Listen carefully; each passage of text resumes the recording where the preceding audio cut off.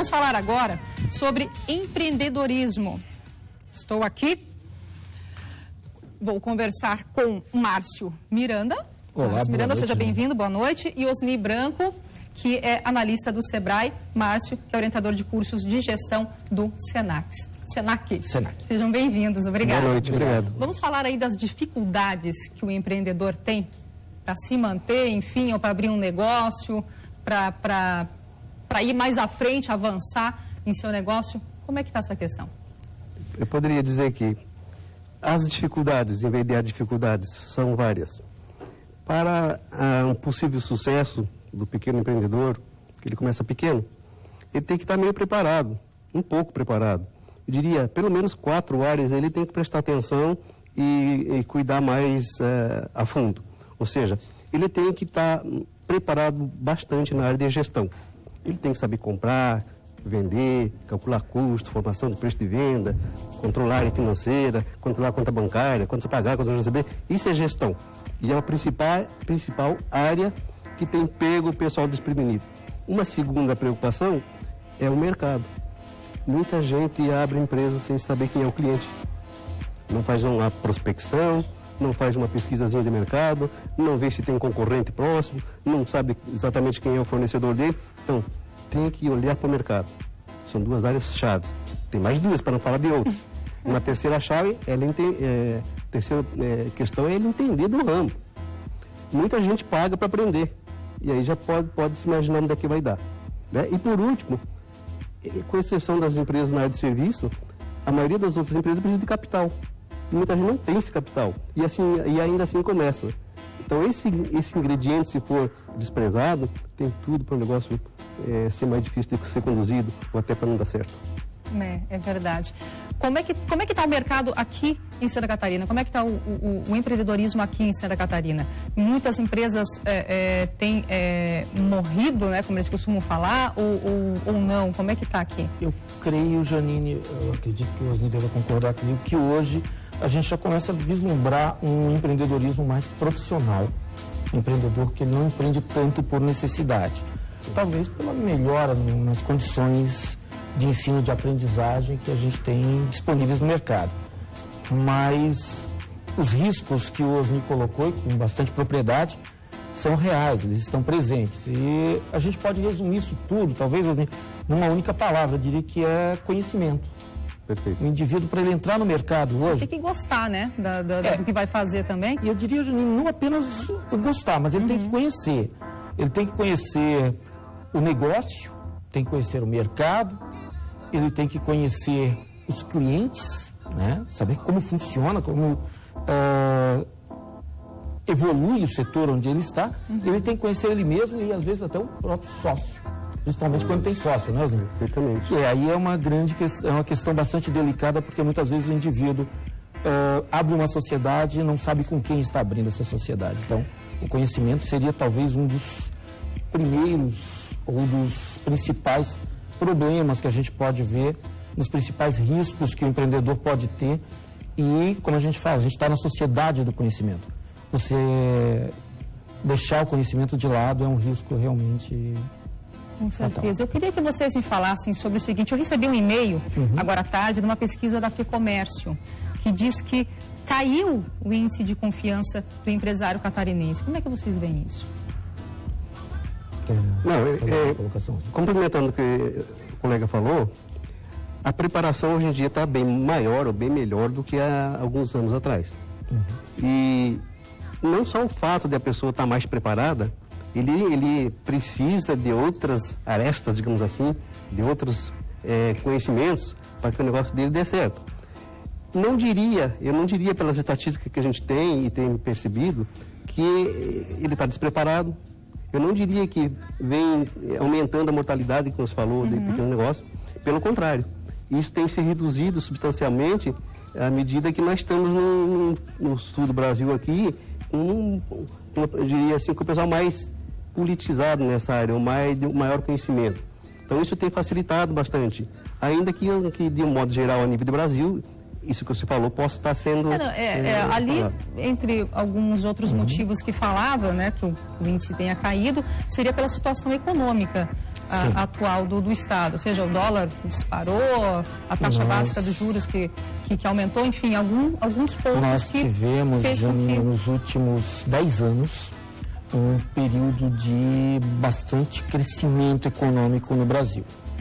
Mas nós também sofremos, e de certa forma isso não transpareceu, né, como deveria, os impactos das crises cíclicas que a economia global vem sofrendo. Então isso significa que em algum momento isso vai aparecer. Não significa por isso que a confiança do empresário ou no empresário ela vai estar comprometida, mas principalmente a percepção do empresário preparado, do empresário que desenvolve suas competências de gestão, a confiança, a percepção que ele tem do mercado, ele olha este mercado com mais cuidado, ou seja, ele não vai mergulhar de cabeça. A gente pode olhar isso, por exemplo, se a gente for olhar há 20 anos atrás, o que acontecia? Olha, o indivíduo ele ficou desempregado, ele pega o FGTS dele, ele pega o que sobrou do dinheiro dele e ele abre um negócio.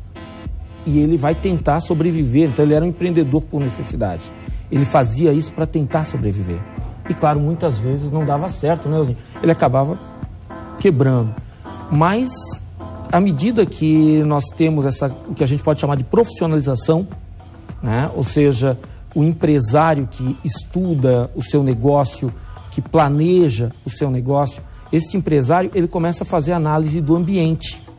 E ele não analisa só o ambiente onde ele está, só o setor da empresa, ou só a própria empresa, os fornecedores, clientes e concorrentes. Ele começa a analisar também os macroambientes. Então, ele analisa em nível econômico, em nível demográfico, ele começa a vislumbrar as nuances, né, os riscos e oportunidades que esse mercado oferece. Preciso muito conhecimento, né? Os cursos também são fundamentais. São.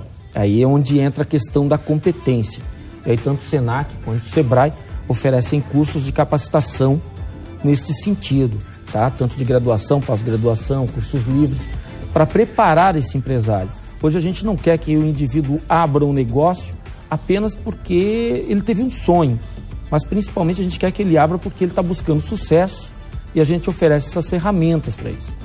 A gente tem que deixar um pouquinho o pessimismo de lado. E, sim, porque a economia é instável mesmo, mas para abrir um negócio precisa de conhecimento, precisa buscar. E mesmo quando a gente vê assim, a economia é instável, se todo mundo estiver perdendo, alguém está ganhando. Não existe essa coisa de, todo mundo perdeu, ninguém ganhou. Alguém sempre ganha. Mesmo nas crises cíclicas, a gente observa que muitos empreendedores ganham. Se você for olhar, por exemplo, a crise de 2008 nos Estados Unidos, poxa, muita gente perdeu dinheiro. Warren Buffett foi o homem mais rico do mundo em 2008, investidor da Bolsa. Às vezes todo mundo perdeu dinheiro, mas aquele indivíduo estava preparado para ganhar. Claro que ele estuda 5 horas por dia. É um velhinho hoje ele está com 80 e poucos anos, mas ele estuda 5 horas por dia. E é uma coisa incrível. Por que uma pessoa faz uma coisa dessa? Simplesmente porque ele está se preparando para lidar com as adversidades, né, do mercado e aproveitar as oportunidades que aparecem. Essa preparação, por exemplo, que o Senac e o Sebrae oferecem, não é só para aquela pessoa que quer abrir o negócio, ela é feita também durante, enquanto a pessoa já tenha um negócio. Exatamente. Já é um empreendedor e ele pode se qualificar. Não é só questão de você, vai se qualificar para poder abrir o negócio. Já tem um negócio aberto. Ótimo, então vamos ampliar esta visão. É importante a reciclagem, sim. E essa reciclagem é muito importante. Até porque todo ser humano ele tem o que a gente pode chamar de uma realidade de estalo. Eu acredito que o Osni deva concordar comigo que a nossa consciência ela tem um certo limite, mesmo no mundo dos negócios. Então eu acho que eu posso crescer até aqui. E ou eu me mantenho, né, ou eu desenvolvo um planejamento para poder crescer mais. Só que nem todos os empresários percebem essa capacidade de crescimento. E alguns até vislumbram e arriscam de uma forma, às vezes, impensada. É onde surgem os grandes problemas dentro da organização. Aí entra a questão de liderança, entra a questão que o Osni colocou também das finanças, onde o empresário, muitas vezes, não apenas um micro, mas um médio, às vezes o grande empresário, inclusive, mistura suas finanças pessoais com as finanças da empresa. Não dá certo. Não dá certo. O controle financeiro é uma coisa crítica, é uma coisa delicada. Então, um exemplo que a gente tem, um exemplo bastante interessante, é, por exemplo, quando chega agora, final do ano, né? No fim de ano, ocorre o balanço, né? Você faz o balanço, tem fechamento, o indivíduo olha todo aquele dinheiro, ele diz, ganhei muito dinheiro, esse dinheiro é todo meu. O que ele tem que se ligar é que no ano seguinte, janeiro, fevereiro, as contas continuam chegando. Ou seja, ele não pode pegar todo aquele dinheiro e ignorar que existem contas a pagar. Ok. Eu agradeço muitíssimo a participação de vocês, a vinda de vocês aqui no TV Com Tudo Mais. Uma boa noite para vocês. Muito obrigado. Obrigado. E a gente vai encerrando o programa por aqui. Lembrando que amanhã o TV Com Tudo Mais vai estar transmitindo o programa ao vivo da Oktoberfest, que inicia amanhã. Uma boa noite para você. Tchau, tchau. And eternal issues of reality, but I wouldn't stop there. I would go on even to the great heyday of the Roman Empire.